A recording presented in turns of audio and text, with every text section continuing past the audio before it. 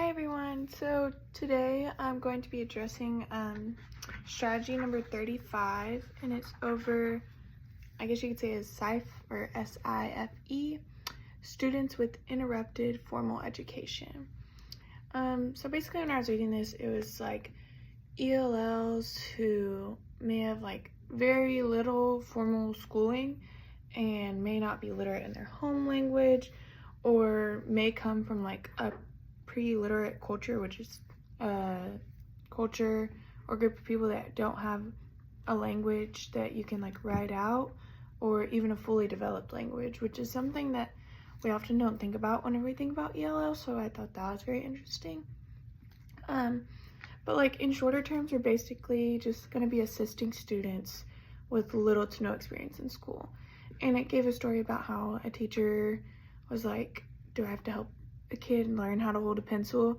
Because it sounds crazy whenever we think about, like, especially if I'm going into secondary education, thinking about a high schooler not knowing how to hold a pencil, or like even how to communicate in their home language, let alone coming to a new country and learning about a whole new language.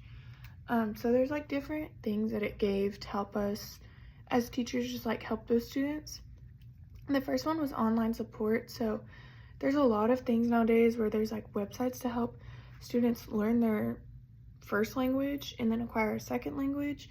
So they can do like audio to text, images, and links to different websites that will not only help the students learn one language, but also enhance their learning in another. Another strategy they gave was the phonics instruction, which we learned in like chapter 11, I think it said. And so I'm gonna be math, so I feel like the words are definitely harder to understand because like they do come from like a Greek background. But for English, definitely like younger learners, you could write out like one word and keep changing the beginning of it and to help them acquire a language.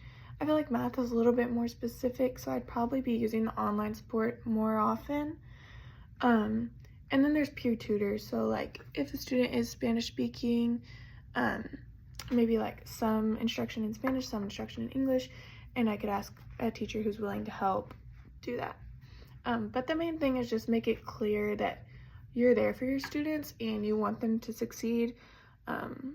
It's probably difficult coming to a new country, so you need to provide ways for counseling, talk about their accomplishments, and help them stay on track so it does not become overwhelming for them, just so that they are learning, they want to succeed because you want them to succeed and they feel comfortable doing it. So yeah.